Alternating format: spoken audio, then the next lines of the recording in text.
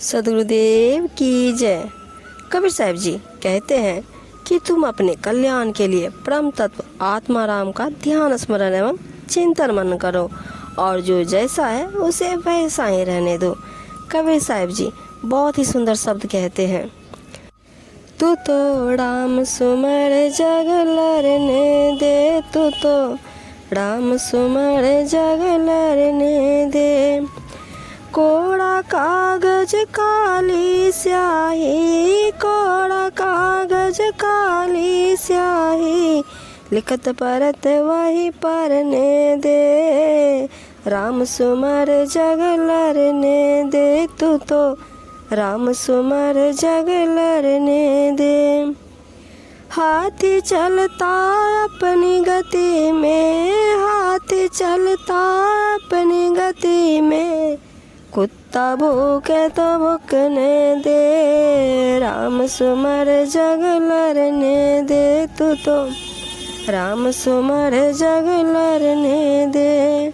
चंडी भैरव शीतला देवी, चंडी भैरव शीतला देवी, देव पूजे तो पूजने दे। राम सुमर जग लरने दे, तू तो राम सुमर जग लरने दे।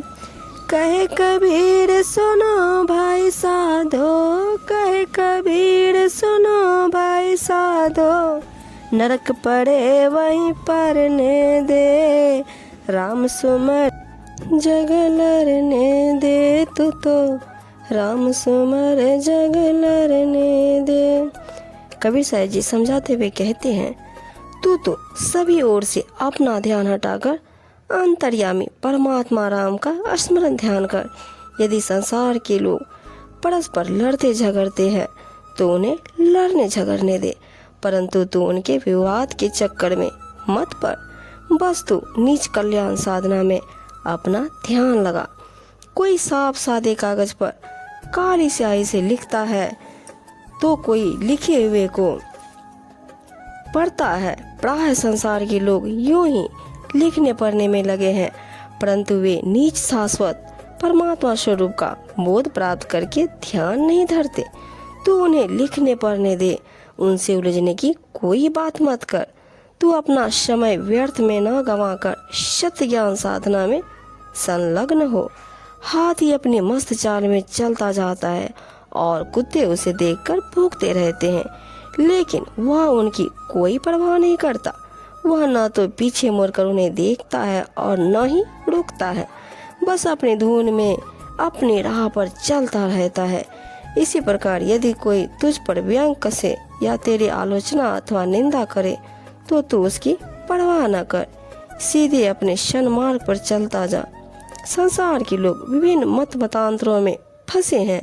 उनमें से कोई चंडी देवी को, कोई बाबा भैरव को, कोई मैया शीतला देवी को और कोई अन्य देवी देव को पूजता है। तू उनके खंडन मंडन के व्यर्थ झमेले में पड़कर स्वयं को चिंता में मत डाल। जो देव जैसे पूजे उन्हें पूजने दे, अर्थात लोग जो भी देवी देवता जिस ढंग से पूजते हैं उन्हें पूजने दे। तेरे कहने या समझाने से वे सब नहीं समझेंगे। तू स्वयं को संवार सुधार तथा सदैव सत्य ज्ञान में स्थित रह। सतगुरु कबीर साहब जी कहते हैं, यदि कोई मनुष्य जानबूझकर अपनी हट से नरक में पड़ना चाहता है तो उसे पड़ने दो। वह नरक की यातना सहेगा, परंतु तुम्हारे कुछ कहने समझाने से नहीं मानेगा। तुम अपने कल्याण के लिए परम तत्व आत्माराम का ध्यान स्मरण एवं चिंतन मनन करो और जो जैसा है उसे वैसा ही रहने दो।